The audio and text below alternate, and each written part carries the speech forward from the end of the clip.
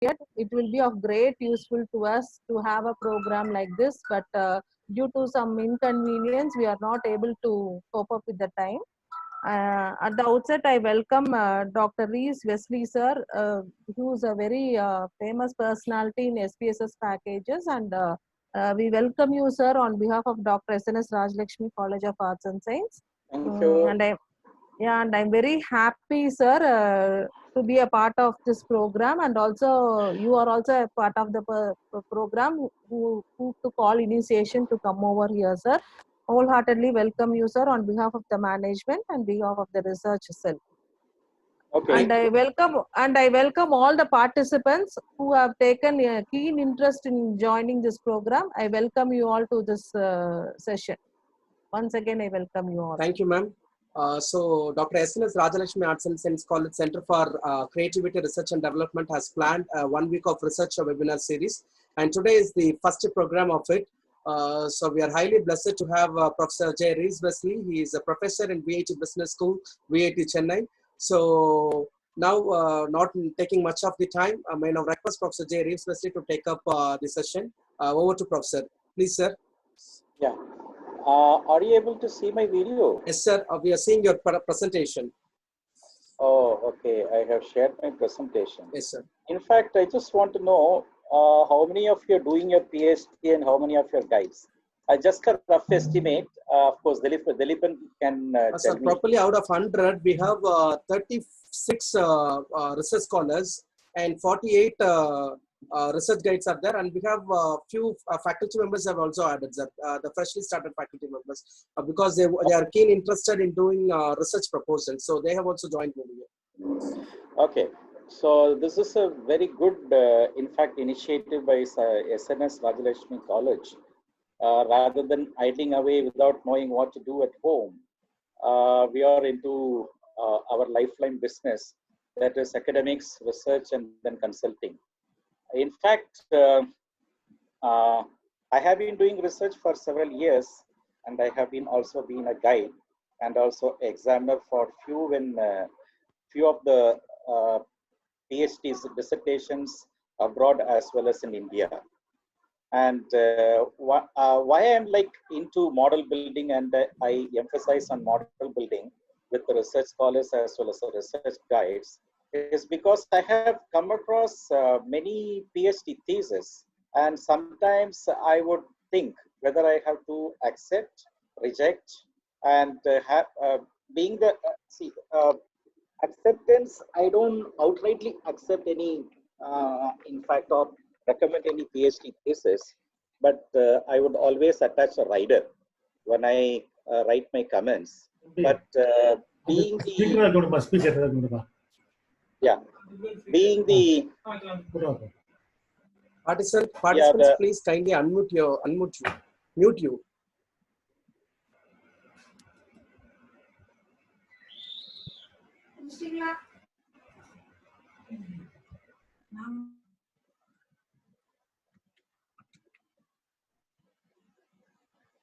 Shall I go ahead? Yes, sir, please. Right. So the research supervisors being our friends, in fact, when we form our panels, the panel of examiners, which we submit to the control of examination in the respective universities, we form a panel with consisting of examiners who are our friends. So if we reject the thesis, then we strain the relationship with the the research supervisors, and thus we are compelled to make a decision. So this is how I do. In fact, I have been the examiner for almost 20 PhD theses, and out of the 20, I just made a count, and I found that 16 of the theses I have sent them for revision, and then either the scholars have to submit the revised copy to the university or to me again. And only then, of course, when I request the scholars to make a revision, I would also give all the suggestions and the references too, so that it would be a learning experience rather than what the research scholars should not think that the examiner was too rude. And many of the research scholars would show their animosity, hostility towards the guide.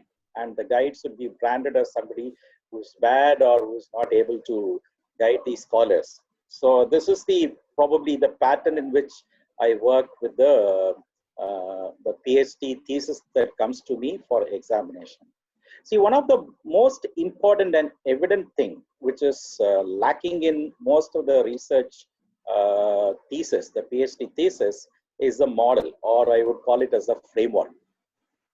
See, by and large, we have been in this industry, and we have chosen this industry by choice, or we don't have that interest to take up a job in an industry. Thus, we have come to academics. I do not know.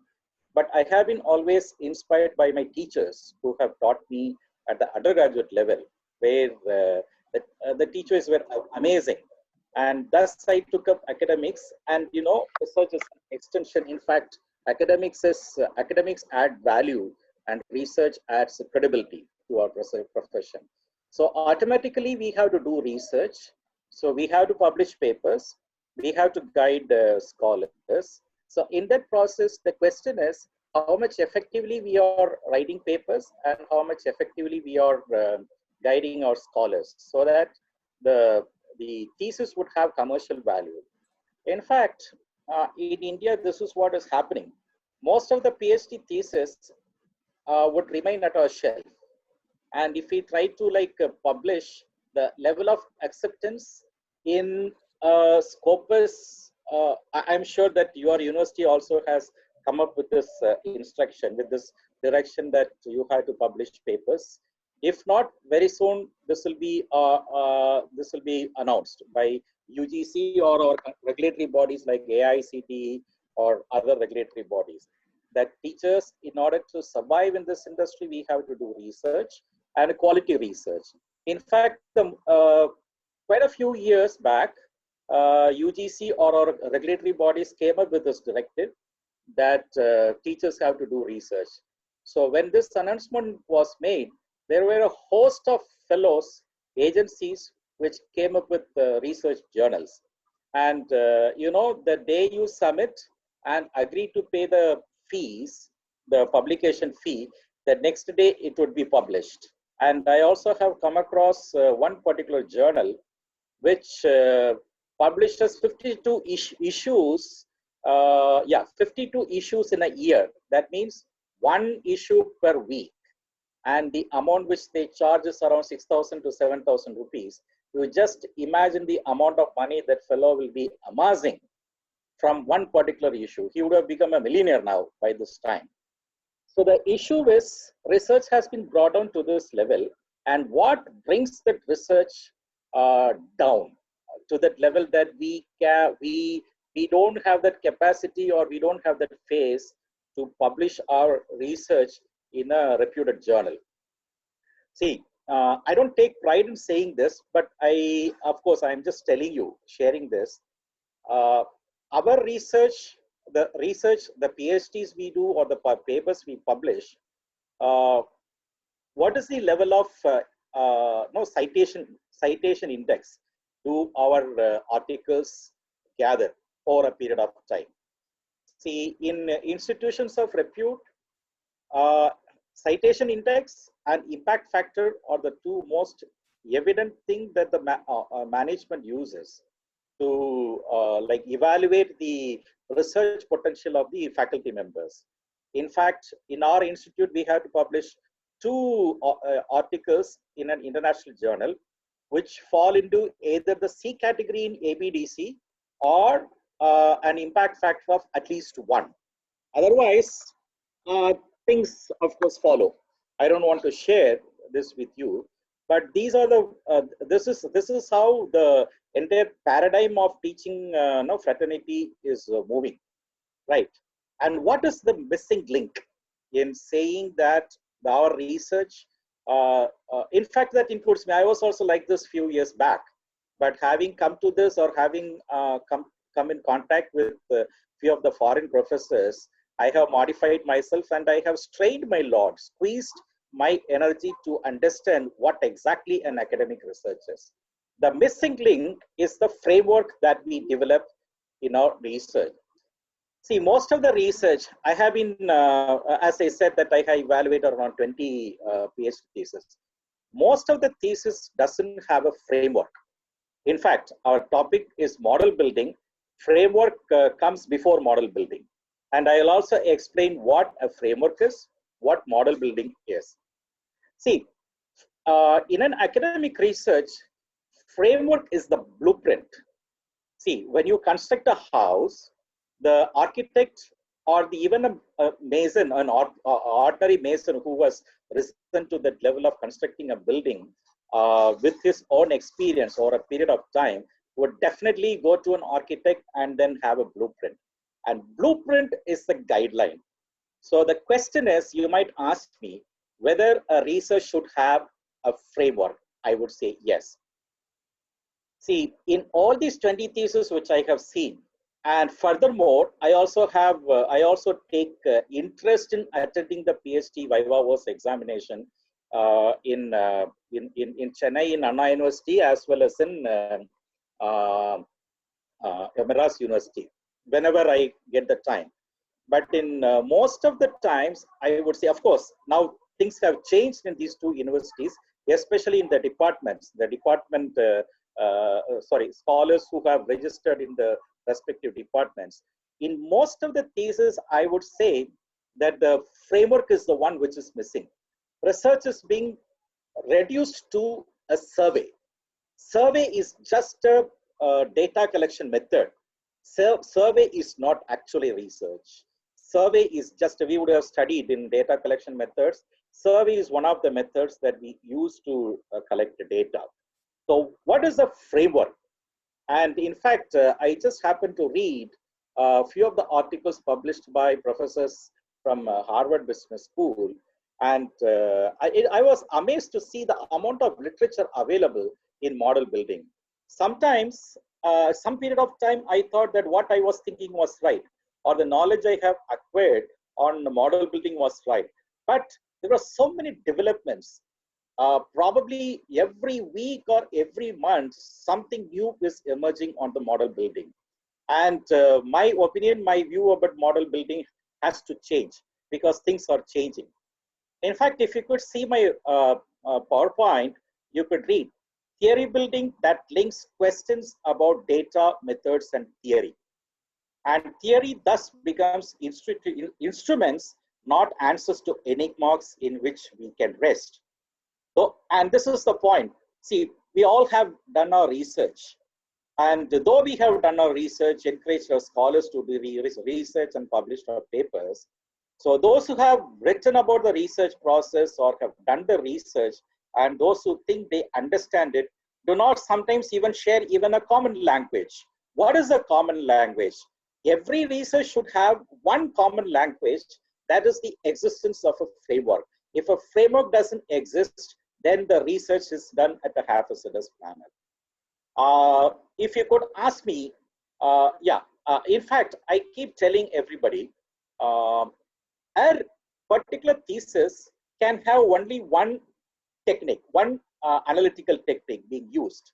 But I would say in thesis, in a thesis, host of analytical techniques, whatever they being suggested, whatever they know, starting from chi-square, chi-square t-test, ANOVA, then regression, and then structural equation modeling at the advanced level. See, all these are being inbuilt, all these techniques are being used to analyze, but when you go back to the objectives and see, there is a total disconnect between the objectives and the analysis. So what has to be in place? So that the research would be a guided research. I'm not talking about the guidance that scholars or the faculty get from our superiors, but I'm talking about the guidance that the research design would give. See, the plan of action should perfectly be, I'll tell you what a framework is and why a framework is needed little later. See, the common language that is missing is the framework in most of the research. That is the reason that Indian research has not moved to that international level. And those Indians who have that flair or have picked up that common language in doing research have gone abroad. They somehow find a way to move abroad and thus shine. In fact, I came across a professor in the University of Oaklands. I just asked him, sir, why did you move abroad? You have a superior brain and you could have used it in India to develop research and then technology. He said, Indian system doesn't allow us to do it. In fact, even if we just jump into that ocean to explore things in our area of research and then come up in that level, we are mocked at, we are bullied. And another thing is the ignorance, the level of ignorance of the of those involved at the research is one major factor that at one point of time at the age 28, I just was determined to go abroad. So this is what he said. See, the common language is the framework that is missing, which is the guideline for doing a research. And followed by the framework is the hypothesis. See, I'll tell you what a framework probably in the next 2 slides. And I also have to talk about hypothesis. I'm not criticizing anyone, but I'm just sharing my experience, what I have seen. In statistics, we have studied hypothesis in 2 forms, null hypothesis and alternate hypothesis. In statistics, theoreticians say null hypothesis is the hypothesis to be tested. But actually, in practical research, have you come across any good researcher testing the null hypothesis? Any good research would have the alternate hypothesis to be tested, null hypothesis. So this is where there is a serious departure from the theory and the practice. In practice, we test the alternate hypothesis, and predominantly, any research, sorry, not predominantly, a practical research would have only one hypothesis. And there is no 2 hypotheses in the form of null and alternate, but only one hypothesis, and predominantly that hypothesis would be in alternate form. I'll just substantiate my statement in this pattern. Why do we do a research? We do a research because we are not very clear about the subject matter.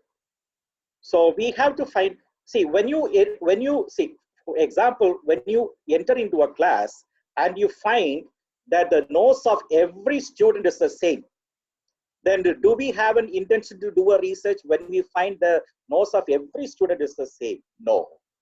Only when you find there is a difference in the shape, the color, or whatsoever in the shape or the color of the nose, there is a variance. There is no deviation. There is a no difference in the structure of the nose. Only then we would. There is a difference. There is a variation. There is a deviation.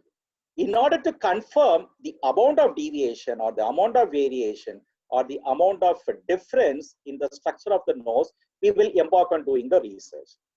If we assume that there is no difference, then we won't. So in practical research, the basic idea of doing a research is to find out the deviation or the variation. The basic idea is not to find out no difference or no deviation or no variation. The basic idea is to find out the amount of deviation or variation. So alternate hypothesis comes into play, not the null hypothesis. If you read any article in any standard journal, it could be a journal which is in the C category or a journal which has an impact factor. The impact factor may be lower than 1 in Scopus. You could see the researchers developing only one hypothesis, and that hypothesis would be an alternate hypothesis. For example, if we develop a hypothesis pertaining to what? Testing the difference across men and women. See, that is our intention. Whether men and women differ in their opinion on, say, the policies of the institution, the policies of the organization. Say, this is actually what we want to do. So your hypothesis would be there is significant difference in the opinion of the faculty or the students on the policies of the organization. We would not formulate hypothesis in 2 forms. null hypothesis and alternate hypothesis. Of course, if you want just proof of evidence that substantiates my point, I can also share it with Dileepan so that you could see. See, I do not know how many of you have access to online databases where which are the storehouses of good journals like JSTOR or EBSCO, or of course EBSCO has gone down now, JSTOR, Science Direct or Emerald or ProQuest.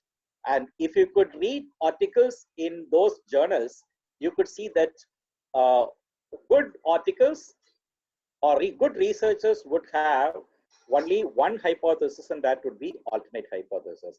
So the basic idea of doing the research is to find out the amount of difference or the variation in the relationship between two variables or more than two variables. That is the idea. So the alternate hypothesis, when you formulate the hypothesis formulation is triggered by the framework that we develop. So it is very, very imperative that an academic research does have a framework. Yeah. So the last point in this slide shows that analysis is done using all the techniques that they know. In fact, I happened to come across a very senior researcher, and in fact, I helped that research. Yeah, the scholar of the research, scholar of the supervisor in the analysis. In fact, I helped the scholar to develop a framework and then develop hypothesis based on the framework, and also help the researcher to do the analysis. But when it came to the colloquium, I found that the researcher has done a host of techniques, host of analysis involving chi-square and t-test. Then I asked a question: in what way these techniques, these analysis, help you to understand more the topic you have developed? And there was no answer. So this is the problem. See, you have the topic, and then the theory behind the topic, and then the theoretical framework or conceptual framework behind the topic, and then the hypothesis. And hypothesis, there is only one hypothesis that would probably capture the difference across one set of samples, or only one hypothesis that would capture the relationship between two variables. And then you have the research design, and then the data collection. Of course, data collection is included in the design part, and then you have the analysis, and then the discussion and the implication part. So this is the flow of, this is a sequence in which the research process flows, right? I'm talking about framework. There are two types of frameworks that we develop, depending on the situation, depending on the topic, or depending upon the age of the topic. So one is called the conceptual framework, and the other one is called the theoretical framework. A conceptual framework is a set of specific ideas that can be used within the larger theoretical framework, whereas a theoretical framework may contain many ideas that are not explored within the paper or experiment its structures. I'll put it in a simple way.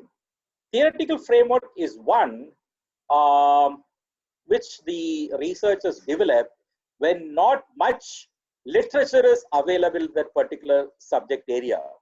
For example, we do not know much about what is happening in moon.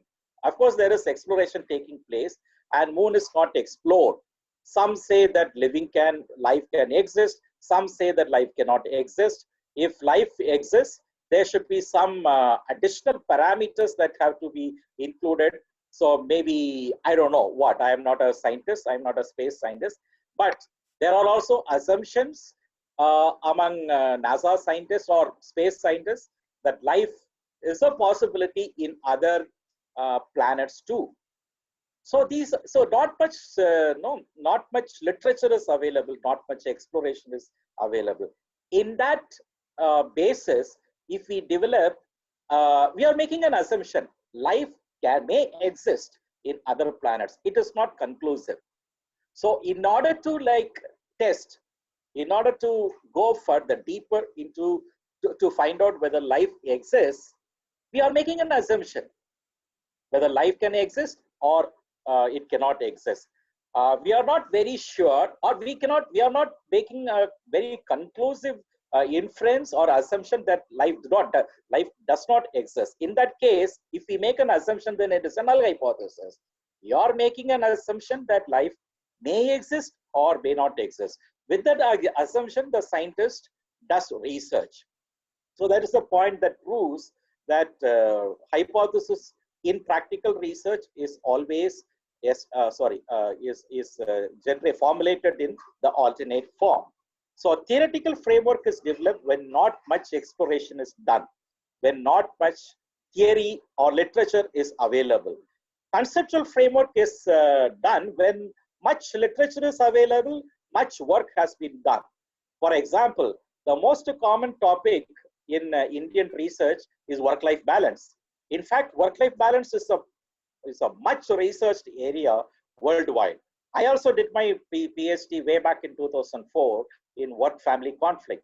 When I did my research on work-family conflict was something new in India and probably just have emerged in the Western context or in the global context. So I picked it up, and there were a lot of assumptions that I have made.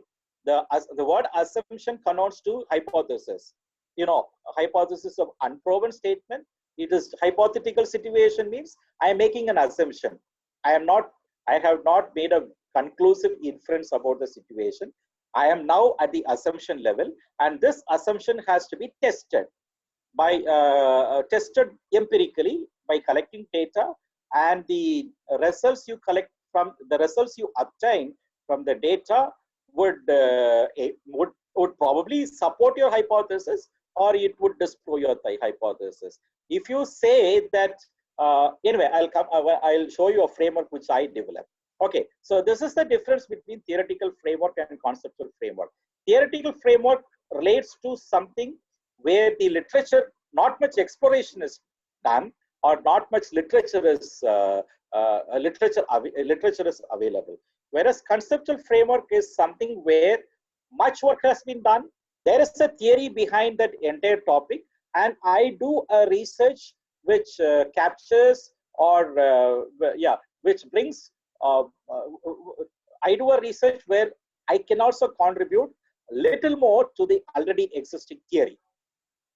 When I say theory, don't just relate to the real terms called theory, like Maslow's theory or Herzberg's theory. I am referring theory as the literature that is available. So conceptual framework is established when sufficient theory, sufficient knowledge, sufficient literature is available. And I'm just telling you that most of the research lacks this part. Okay, what is a theory? What is it? Okay, now people in the 90s have just started doing a research on work-family conflict. In those days, they would have developed a theoretical framework. And if you do now a research on work-family conflict, and you are not bringing out a newer dimension in work-family conflict, but you may be using the same dimensions. Probably you might pick one factor or dimension or parameter or one variable from one research and another from another research, then you would not call that as theoretical framework. You would call that as a conceptual framework. In fact, this is a portion of the framework I developed. In fact, there is a story behind why I picked up this topic. This was, in fact, in the Indian context, a newer area. It was emerging. It has not emerged then. Okay, so work-family conflict was the area. So it means that there is an interference of work into family and family into work. So there are two domains, and the demands, the pressures, the time pertaining to this particular domain called work is more, so that I do not have much time to spend on the family, and thus work is in conflict with family. So I am now talking about the domain called work, and there are many characteristics of this work. And one of the characteristics is the demand involved in the work, and the other characteristics is the conflict The conflict may pertain to what? The conflict within the peers and conflict with your boss. So this also causes spillover. When you fight with your boss, or when you fight with your peers, with your colleagues, you may not go home with a good mood. And when your wife or your children probably provokes you, rather than pacifying them, you would yell at them. So, and the next factor is supervisory support. And this supervisory support is one factor which women may need, so that, so that they'll be able to juggle between the work as well as the family comfortably. And the other one is the job involvement. And job involvement is the psychological involvement a person requires to do the job effectively. So these four factors constitute I'm introducing one more term called the construct. These four factors constitute a construct called work role characteristics. So when the work role characteristics is one construct made up of four other factors called work demand, work conflict, supervisory support, and job involvement. And work role characteristics influence work family conflict. So this is the framework which I have developed. Okay. So when I said that I have examined around 20 theses, in 50% of the thesis, I have come across a construct like this. Then you might question, so what is the problem with those theses? The problem is the theoretical explanation that describes the relationship between work role characteristics and work family conflict was missing. So the first part is now I am introducing one more term called the theoretical background. Theoretical background, theoretical framework, conceptual framework.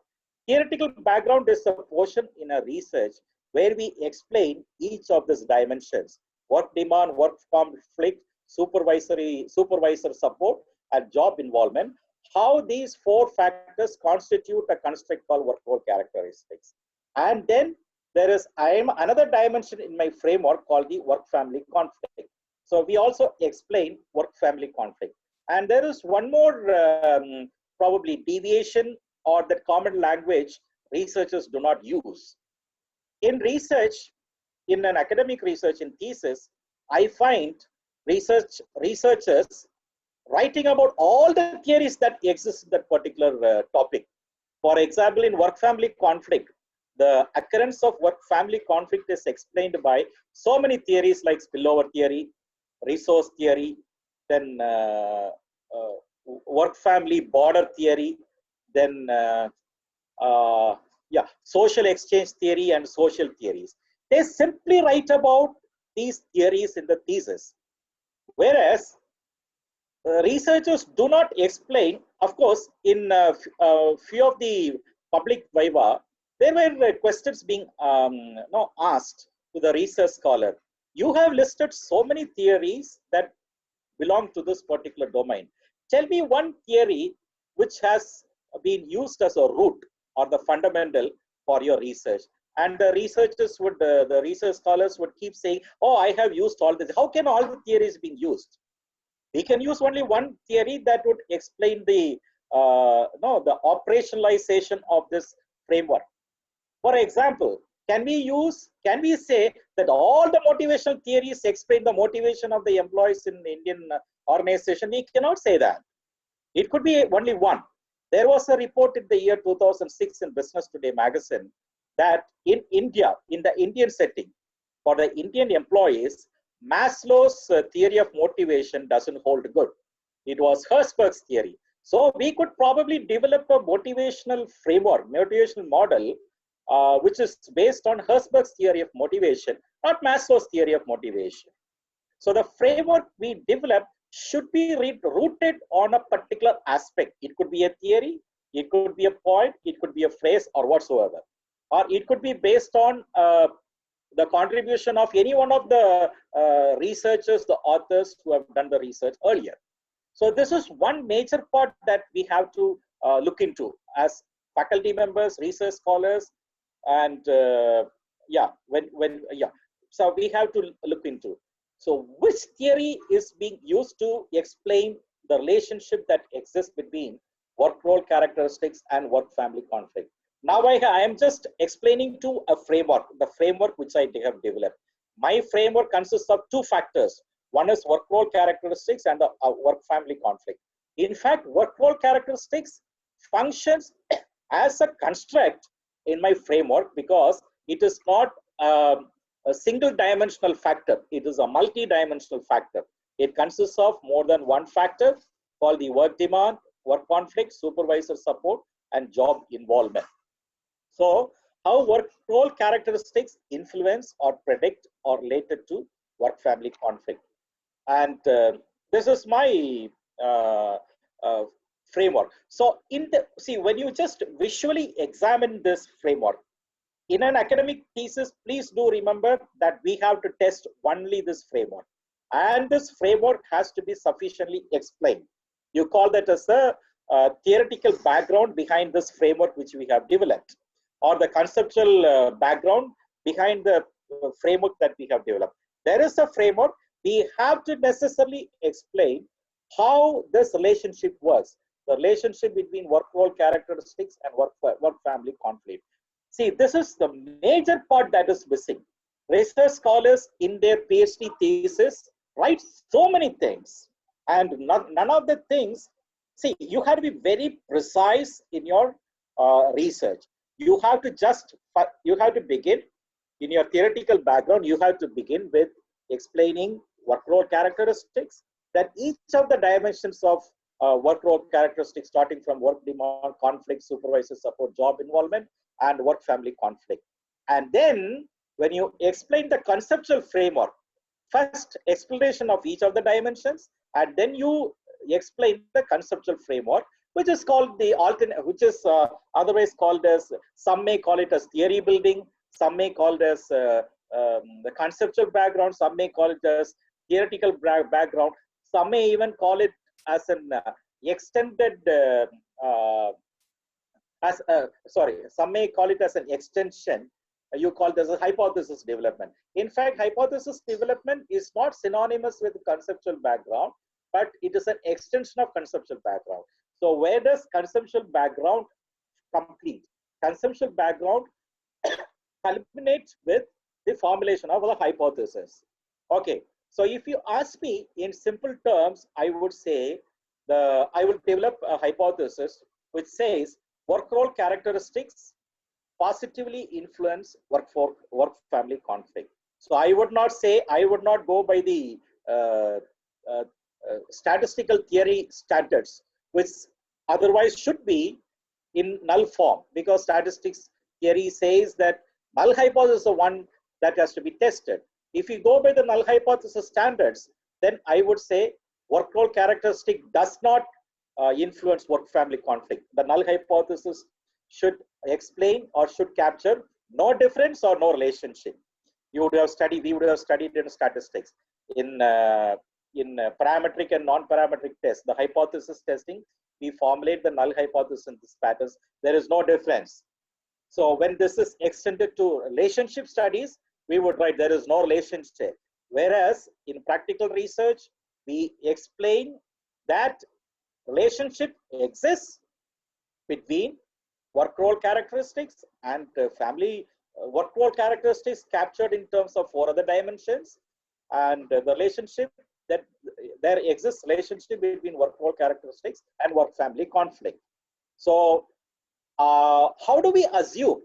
Do we assume that workload characteristics has workload characteristics has a positive influence on work family conflict?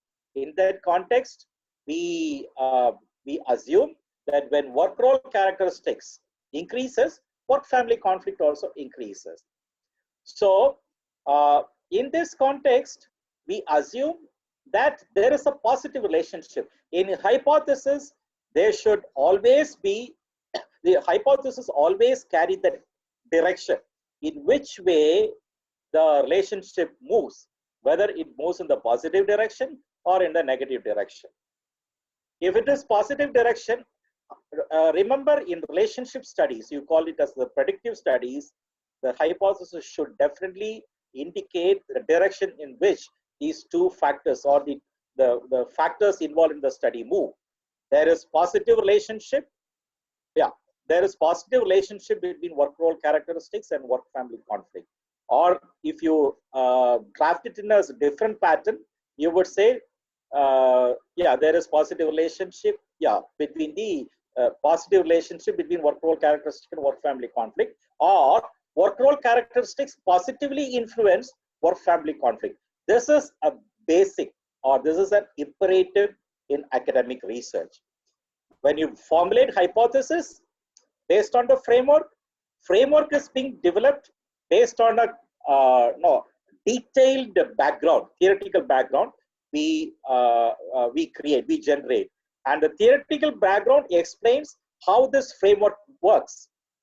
The framework works in this way that work role characteristics is high. Work role characteristics is captured in terms of work demand, work conflict, supervisory support, job involvement is high in the organization. Or we would perhaps say work demand is high, work conflict is high, supervisory support is low, and job involvement is high. And this is how the work role characteristics is operationalized. And this influences work family conflict. So this is how we formulate this one. So theoretical background leads to framework, framework leads to hypothesis. So these are the sequence of things that happen in a research. And the only point that I'm making is, please structure your thesis in a way that there exists a framework, so that you will have a perfect blueprint as to how to go about your research. Otherwise, there would not be, see, in my Viva, in my PhD Viva, actually my PhD examiner was from IIT Madras. So yeah, IIT Madras. And he asked me a simple question at the end. Would you be able to tell me in a single statement what your research is? If you have done too many tests, too many tests that involve t-test, chi-square, and ANOVA, and then regression and structural equation modeling, how do you narrate? You would not be able to narrate.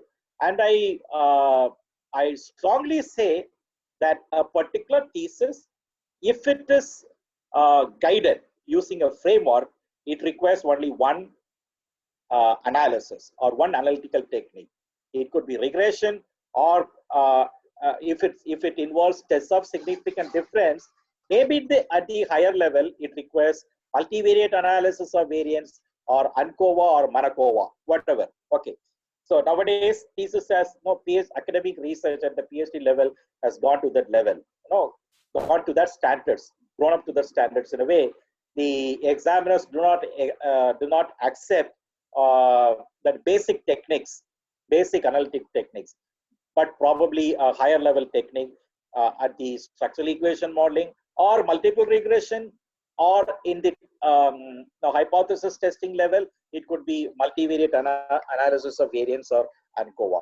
So this is the point that I am trying to tell you. Don't reduce academic research to a survey level. Academic research should have a framework, and the framework, and as I said earlier,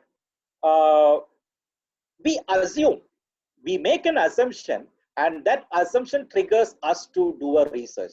If there is no assumption, there is no trigger. There is no need for, and what does this assumptions predominantly say? The assumptions are, 1 minute. Just wait a minute, the battery is down.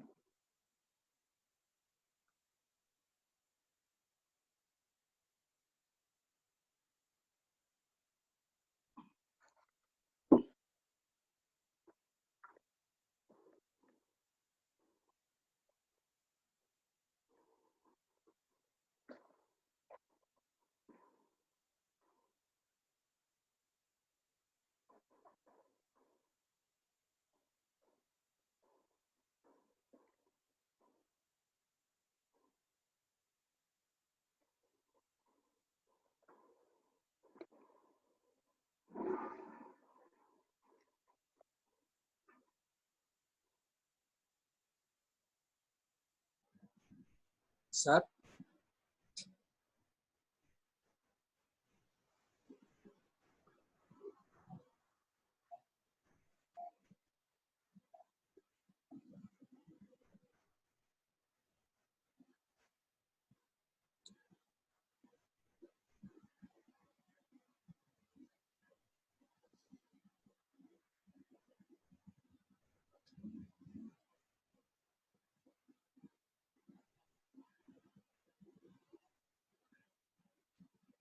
Dear participants, it is a kind request that meanwhile the professor is charging his laptop, I think so.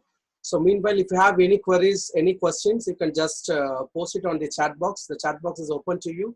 You can post only to the host in the chat box. So if you have any queries related to this model building in research framework, you can just post it over there so that your questions will be taken forward with the professor, and he'll explain at the end of the session.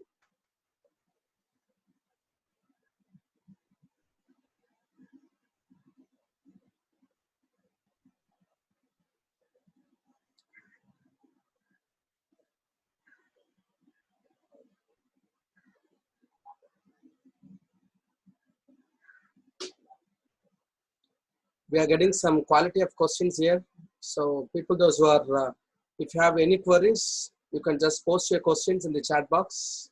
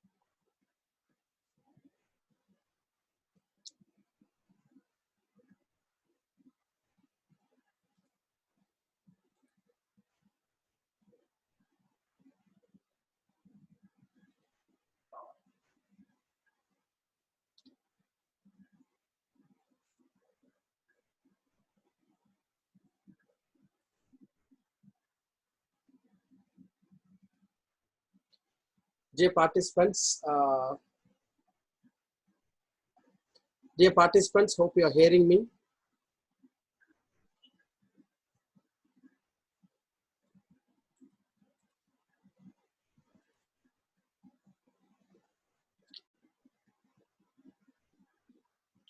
In another 2 minutes, he's joining.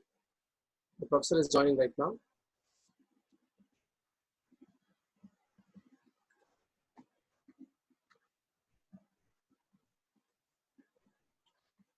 Yes, sir. Yeah. Can you hear me now? Yes, sir. Okay, 1 minute. Fine. So that is the crux of any research.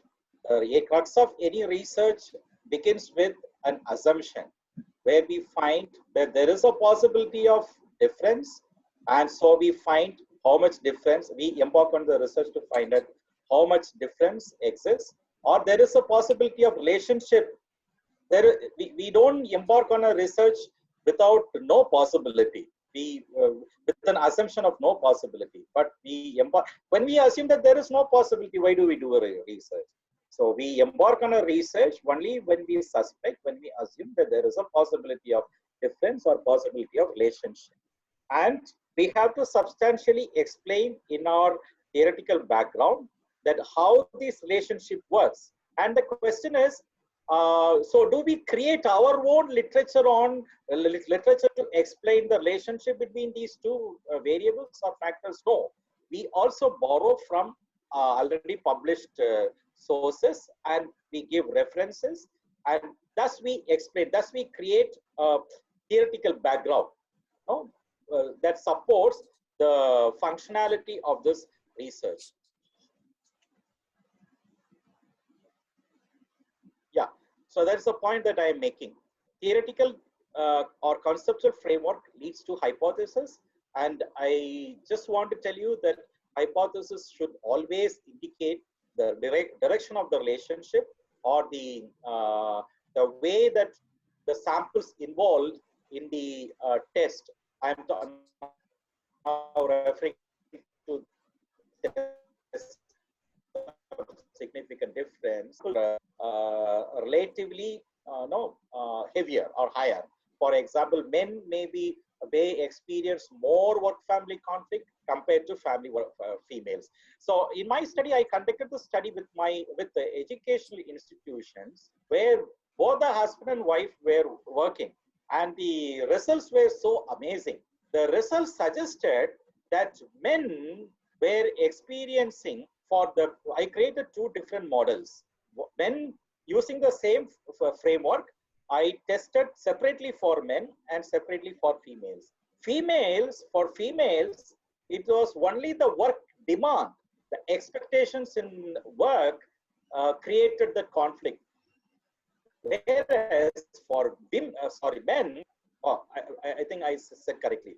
Women, it was the expectations from the work in terms of work demand alone was influencing work-family conflict. But for men, work demand, work conflict, supervisory support, and job involvement, all these four factors were influencing work-family conflict. This is something new in the Indian setting, because in India we believe, even in families where both husband and wife work, men still believe that home is a safe haven. When we come back from our workplace, we expect our wives to prepare tea, mix coffee, and then serve us. And then we would stretch. We would read the newspaper, and our wives would get into the second innings of the day. That is, the kitchen work or taking care of the household work. But so my hypothesis was always this. There is a positive relationship between work demand and work-family conflict, work conflict and work-family conflict, supervisory support and work-family conflict. And of the four hypotheses I have developed, which were substantially explained in the theoretical background, all four were supported for men, and for females, only one was supported, and the other three were not supported. Then I interpreted the results, and then I made a discussion over it, and I written the implication. Now comes the point. Okay, so I also made a reference about this construct. Construct is a term which, construct is a term which refers to a particular dimension of your research, which is being captured by several other dimensions. For example, work role characteristics is a larger dimension, which is captured or measured using four other dimensions. I will also like to draw an analogy over this term construct. When we say that a building is not made, we say a building is being constructed. That huge structure is being constructed. Why do we say that it's constructed? It is not constructed with one factor or with one item. It is constructed with several items: bricks, steel with cement, and then sand, so many things. So a combination of items are used or involved.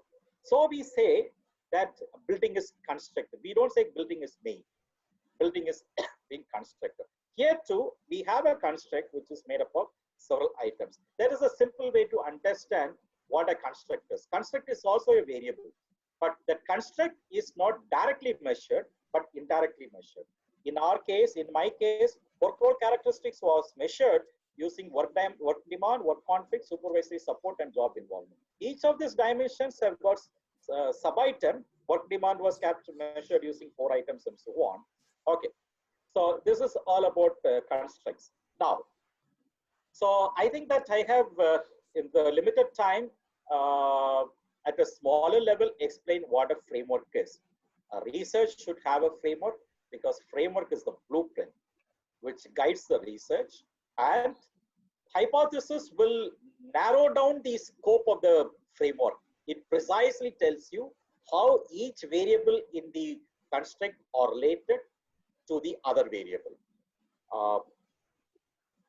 Now, what is the difference between a framework and a model? Framework is one which we develop before we develop the research design. Once the framework is being done, we would embark on developing the research design. So research design consists of primarily 2 things. One is the data collection, the instrumentation part, the instrument that we use to collect data on each of the factors involved in the framework. And the second part in the design is the data collection part. What method do we use to collect the data? So primarily research design consists of 2 major parts. One is the instrumentation part, and the second one is the data collection part. So framework development comes before the research design, before data collection, and before the analysis. And model comes at the end. So in my research, I said for men, out of the 4 factors which were used as independent variables to predict or to find out the relationship between the 4 factors and the dependent variable, which is work-family conflict, only one variable was influencing, that was work demand. So, for women, work demand alone was influencing work-family conflict. So this is a model. This is the work-family conflict model that emerged.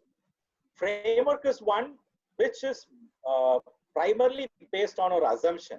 Then we put that framework to test by collecting data, by developing an instrument to measure the factors involved in the framework, by collecting data, and we employ suitable technique to study the framework, to test the framework, and then we interpret the results, then we discuss the results, and then we write the implication. Now, for women, for women, one model emerged.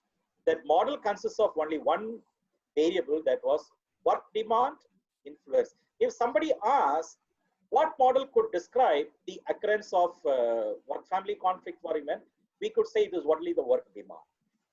So in model, so these are the subsequent stages involved in developing a model. We assume something, and in order to test that assumption, we collect literature, and then we have a firm stronghold on the subject matter, on the topic, and then we put that assumption into a perspective, and that you call that perspective as a framework, and the framework involves so many factors, and these factors are interrelated, and the relationship between these factors have to be explained. You call that as a theoretical background. So the framework you develop may be theoretical framework, conceptual framework. Conceptual framework, you call a framework as conceptual framework when sufficient literature is available and so much exploration is being done. If not much exploration or literature is done, your research is still at that exploration level, then you call that as the theoretical framework. That theoretical framework or conceptual framework has to be tested, and in order to test, you formulate hypothesis. So that the hypothesis will give you that perfect direction to do your research. Work conflict positively influences work-family conflict. There is a direction. And then based on the result, you interpret, discuss an implication and arrive at a model. So women, what causes work-family conflict? It was only work demand. So companies can formulate very precise decisions to mitigate the influence of work-family, or to mitigate work-family conflict for women. They just have to tamper with the work demand alone. Bring down the work demand so that the work-family conflict will be less. Whereas for men, in fact, there is nothing called in organization men-friendly policies.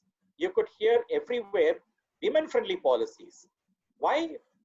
There were issues connected with women, and organizations are now keen on harnessing this vast pool of resources that is available, which is very intelligent, on par with men.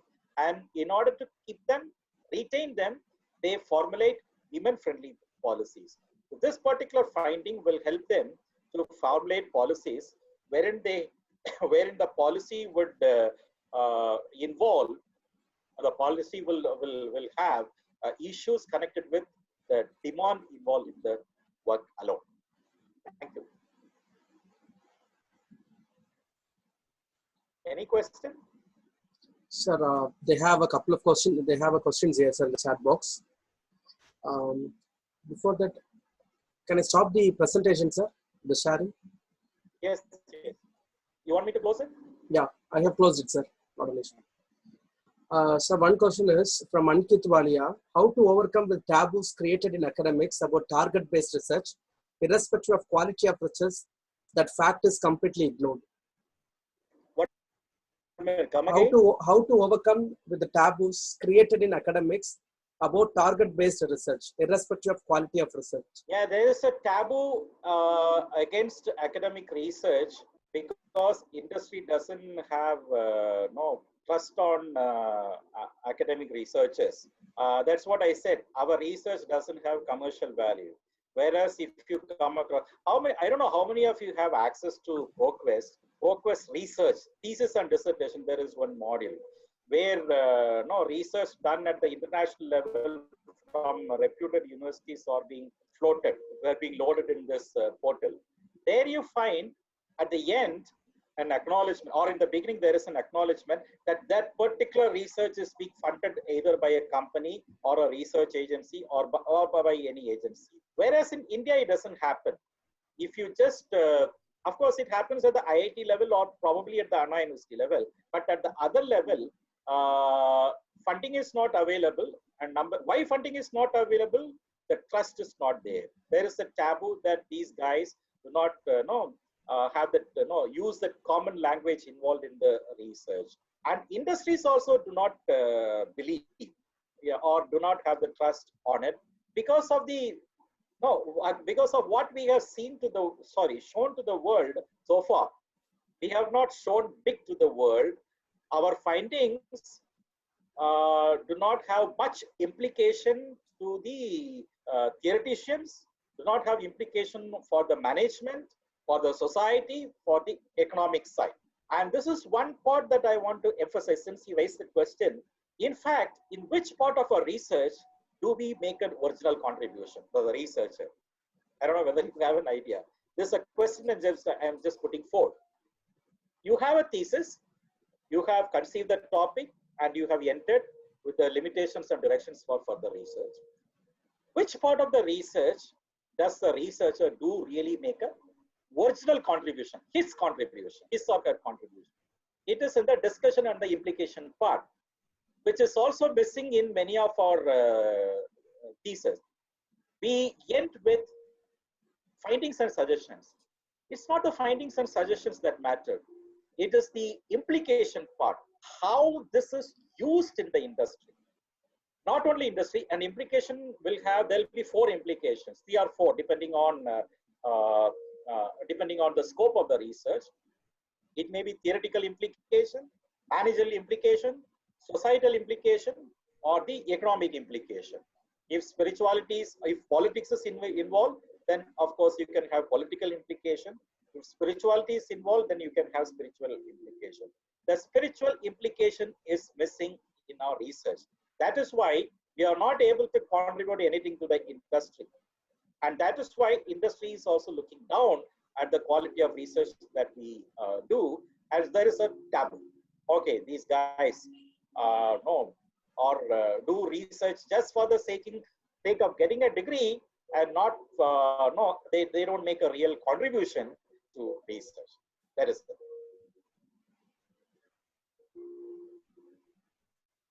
Hello. Sir, are you there? Yeah, I can hear you. Yes, sir. Another question is, how do we find the direction of the arrows in a relationship?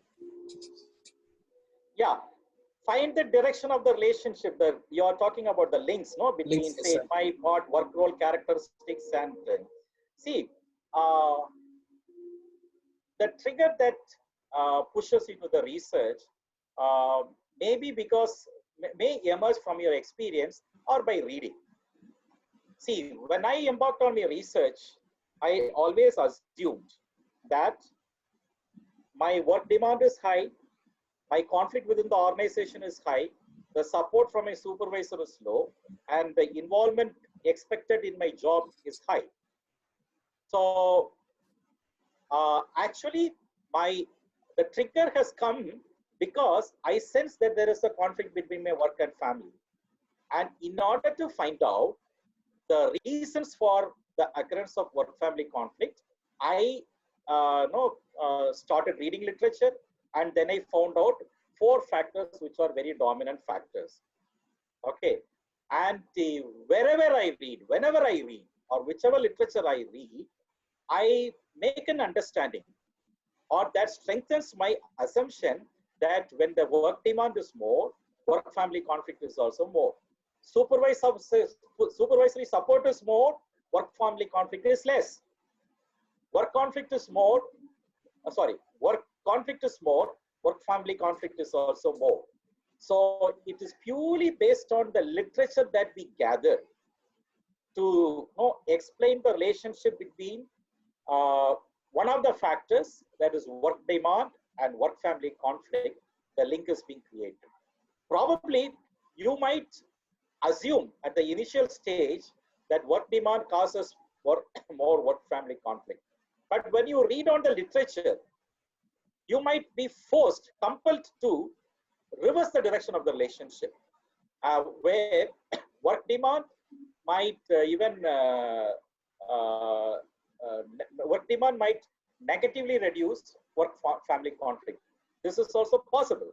So the kind of literature we read in order to explain the assumption or to broaden our thinking on the relationship between these factors lead to fixing the sign, whether it's positive or negative.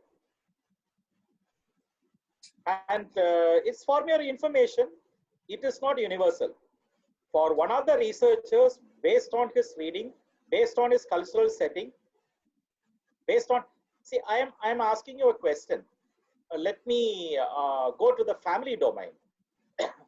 Do females assume that the demand in the family is a cause of family work conflict? Probably no, because females think that that is their bounded responsibility.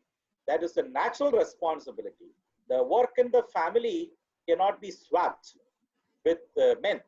So they might take it as a natural responsibility, and probably they would not complain that the demand in the family is high, and so my family interferes with work. I am not able to discharge my responsibilities in my workplace because my family demand is more.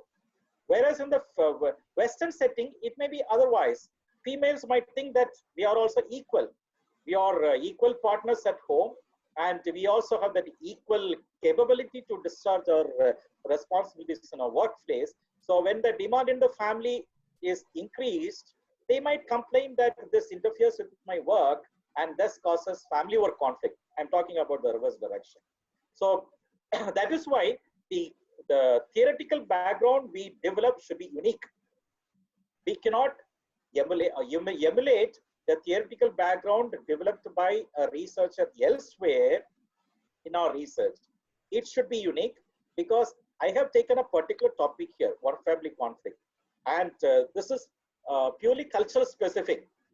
So the setting may be different. In India, as I said, females might think that is a natural responsibility. So they gladly would accept the demand that rises in the family, and so would discharge their responsibility to the families and would not complain that their family interferes with their work, and so the family work conflict increases because the family demand increases.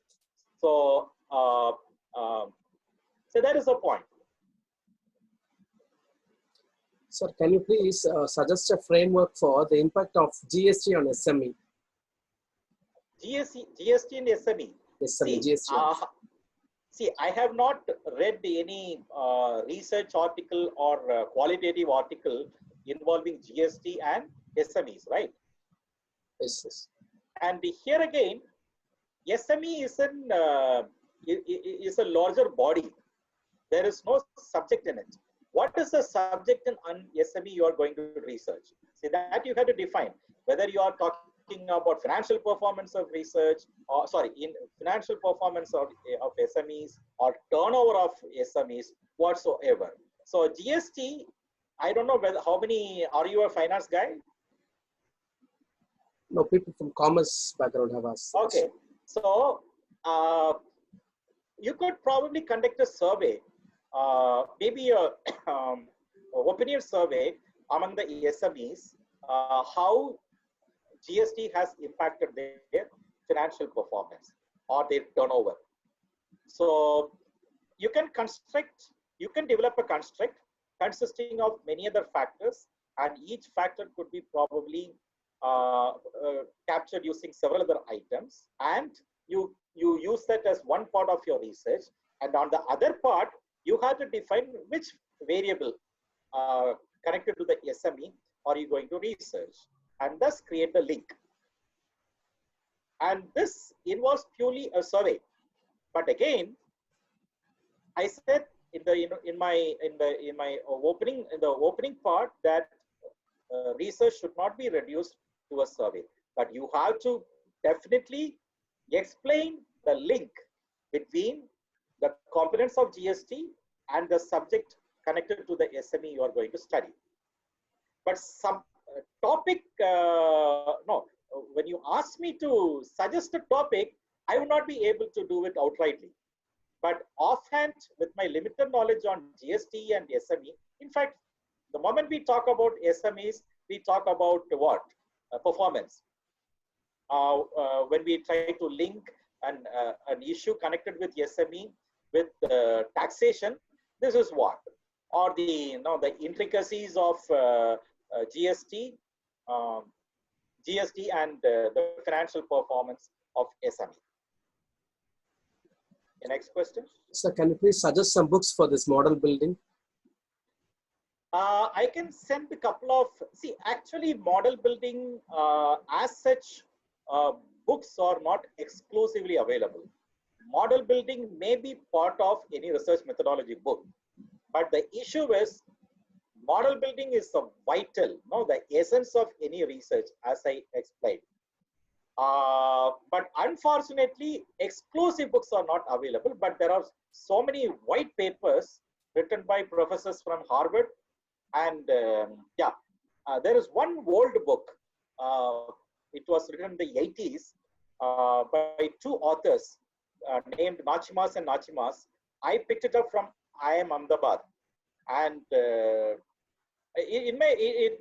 book is written in a very, what do I say, higher level language. You might find it a little difficult to understand. That is one part. Number two, without having understanding of the basics of research, it will be too hard to understand, because the level of technicality involved in that book is a little high. Nachimas and Nachimas is a good book for you to understand the difference between concepts, theory, and constructs, and linking between variables involved in your framework and so on. And one more thing is, I request all the teachers and the research scholars to have preliminary knowledge on statistics, because statistics will definitely help you to improve the quality of the research you do. If you have little amount of knowledge of statistics, you will be able to see through the factors in a framework perspective. So that, and most of the time, the research scholars might outsource the statistics part. So I strongly would say that the research scholars should not do it. They have to learn. See, when I registered for my PhD in Bharatiyar University, I did not have any idea of research. So I thought the research was not my cup of tea. I thought of running away from my research. But only when I went abroad and picked up friends, not Indian friends, but friends, native friends there, they started helping me in having a preliminary understanding of research. Then I picked up interest, and then they made it very clear: have some knowledge of, some understanding of statistics. And I tried to read through the books, solve problems in the books, and I failed to see through those topics in statistics in a practical way. And I also approached a PhD in statistics to help me to understand what the difference between mean, median, and mode. These are three measures of central tendency, but how do you differentiate? When do we use it? No idea. So I went to that person and added to that confusion, he added more chaos rather than making it clear. Then I started doing myself. I started working on the problems in statistics book myself. And you would not believe, I worked out the non-worked out problems in almost 11 statistics book. And then finally I found out the statistics consists of only two things. One is understanding about the data type, and second, understanding about the samples that include number of samples, type of samples, then sampling method, and sampling method, and so on. I think there is one more. Okay, these are the four things that we have to understand. The data type, whether it is categorical or numeric, and on samples, number of samples, type of samples, sampling methods. These four things. If you are a little strong in our understanding on these four things, then we will be able to see through the research in a at a proficient level. Next question. Sir, is conceptual framework and conceptual model, are they same? I said conceptual model emerges at the end. Framework is one which is a blueprint that guides you through to do the research. In the framework I have shown, it tells me that I have to test the relationship between work demand and work family conflict, work conflict and work family conflict, supervisory support and work family conflict, and then job involvement and work family conflict. The conceptual model that I'm referring to is the one that emerges at the end after putting that framework to test. I told you that conceptual model which organizations can use for women involve only two variables. One, work demand, the other one, work family conflict. So organizations can emphasize on reducing the work conflict, work demand. They can ignore the other factors like work conflict, supervisory support, and the job involvement. They can work only on, they need to work only on the work demand, reduce the work demand, so that the work family conflict will also be reduced. Model is the one which emerges finally. Framework is the one which we create at the beginning, which acts as a blueprint for our research. Next question. So a question from a scholar. Many of the research supervisors are expecting more hypotheses based on objectives. Is it necessary to go with that? No, one thing I want to tell you. I have come across research where there are 10 objectives. My God. An academic research would be a fit research, I would tell you, only if it has 3 or 4 objectives. That's it. If a research has got, okay, if you are very, very ambitious, you can have probably 5. Your 5 itself is a bombastic number. 4 is maximum, and minimum and optimum is 3. If a research has 10, then you would be, then that means that research has got too many things. Probably, I would say at least 2 or 3 research ideas involved in it. Whereas a research should have only 1. That title itself suggests you have only 1 title, right? You don't have too many titles. If you have 2 titles, then you can have 2 sets of objectives, each one talking about different things. One may talk about gender difference across, say, in my example, work-family conflict. Another may talk about the relationship between the work-role characteristics and work-family conflict. Why should I test the gender difference and test the framework? If I have included gender before work-role characteristics, before work demand, work conflict, supervisory support, and job involvement, then I would probably go for testing for gender difference and then testing the framework. In that case, I would have 4 objectives. Otherwise, I would have only 3 objectives. And 3 objectives may lead to a set number of hypotheses. If I have used that framework alone, the framework which I showed you, then there will be only 4 hypotheses. One is work demand positively influences work-family conflict. Number 2, work conflict positively influences work-family conflict. Number 3, supervisory support negatively influences work-family conflict. Because if the supervisor supports, if he allows you to go home at 3 o'clock, 2 o'clock, against 4 o'clock or 5 o'clock, that is a standard time, then on an emergency situation or when a situation arises, then the supervisor is a supporting supervisor. So when the supervisory support increases, work-family conflict decreases. Job involvement increases, you're psychologically involved in it. You're always thinking about your job. Then your work-family conflict also increases. So I have only 4 objectives, 4 hypotheses. And some may talk about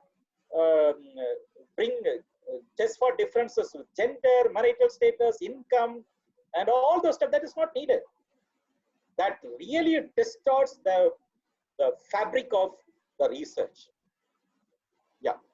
So hypothesis relates to, that's what I said, no. The framework leads to hypothesis.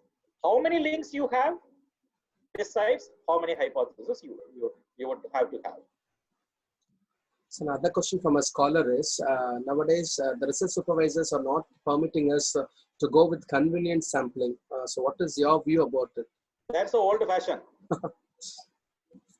Gone are the days where random sampling is possible, and so you use any of the parametric tests that include, see, only one point you have to take note, whether your data is normally distributed. If the data you have at hand is normally distributed, why do you worry about random? And do you mean to say that random sampling technique or probably any of the probabilistic sampling methods would generate only normally distributed data? No, it's nonsense. Convenient sampling probably would be much better than random probabilistic sampling methods. That is so old-fashioned. In many of the public viva vo's, when somebody raises this question on convenient sampling, question against convenient sampling, in most of the viva vo's examinations, the research scholar would be blushing. And I go to the rescue saying that I explain, in technical terms, I explain why convenient sampling can also be used in data collection. See, of late, the probabilistic sampling is not possible. Tell me one research article which has been published at good journal where the authors say that I have used probabilistic sampling method, none of them would say. Everybody would say that I have used an university setting where I have distributed so many questionnaires to so many and collected back so many, and the response rate was say 50% or 60%. There it ends. But make sure that your data follows normal distribution. There it ends. Normal distribution will take care of all the all those issues which our research supervisors think would impair the quality of the data, quality of the research. Next question. So the final question is, how model variables will be measured at different levels, sir? What do you mean by the model? How will be these model variables, no, sir? It will be measured at different levels. What do you mean by different levels? Model variables, in my case, I have, I think, 5 variables. How we used to measure it? Any techniques is there? Yeah, the only method that we use to collect data on those variables is a questionnaire. And the other methods are observation. And observation methods have died down because it's too difficult. If we go for observation, then how many people would be able to observe? And moreover, there is also it's not a thumb rule, but it's I would say universally followed that any research would have at least 200.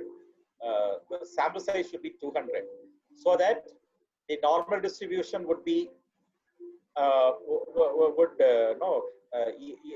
the data would follow normal distribution easily. But variable data collection on those variables is done only using the questionnaire. If it is finance data where the study involves secondary source, then you collect it from published sources. That's it. Thank you, sir. Thank you for the interactive session. And now two of the people is going to give the feedback. May I request Dr. Karthik G, professor from the Department of Management Science of Kongu Arts and Science College, Erode, to give your feedback, sir. I have unmute you. You can even talk right now. Yeah. Hello? Karthik, yes, sir.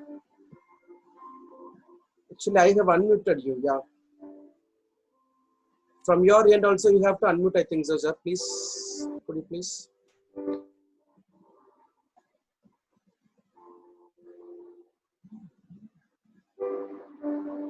Karthik, sir, please unmute your mic. Yeah. Hello? Yes. Hello? We can hear, sir, please. The session was very nice, sir. The framework and modeling was explained very clearly. I enjoyed this session, sir. All the best for your arrangements and also best wishes for the team for this. Made this webinar is very well. Thank you very much, sir. We have Professor Ankit.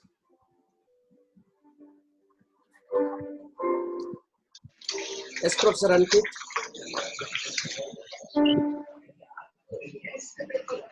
Professor Ankit, are you there in the line?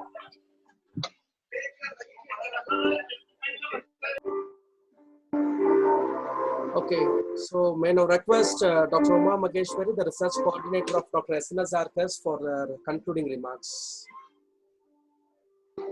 Yes, we had a very good session, sir.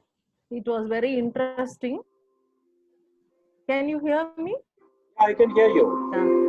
Yeah. Sir, really, it's a wonderful session which we enjoyed. It is not at all a boring. First of all, I want to say, you took a tour of us from your personal experiences till how now you are. Like from scratch, you started your research.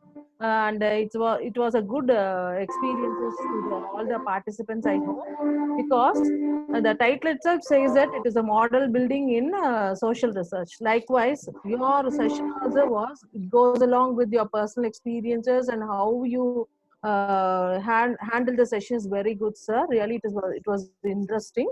And you also spoke about how this has to be. Really, it is the need of the hour which we are in need of, because many of us don't know, like the research scholars don't know how to do the research and so on. And you spoke well about the hypothesis, how it has to be, and how we have to have, and how the Indian research culture is there, and how the international research culture is there, and so on. And the framework was very good, because nowadays HR projects are going along with the frameworks. Really, it was very interesting to have the frameworks, like how a work demand and work conflict goes on, and how the supervisor support has to be, and how we have to have the job involvement and so on, with a live example of how a male and a female has to be segregated, and how it has to be done. And you spoke about the implications, that is how it has to have the theoretical implications, social implication, economical implications, spiritual implications. Like segregation was very interesting, and it was a like a spark to our research work and so on.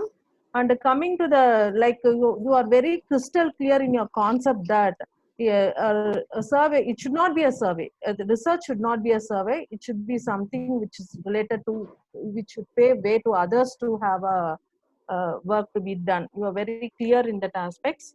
And coming to the four types of thing, that is data type, how it has to be qualitative, quantitative, and sample, and how a sampling method has to be, and so on. And you are talking about all the, like you touched about the SME model, how it has to be, and so many things, and what are the books we have to have for reference, and so on.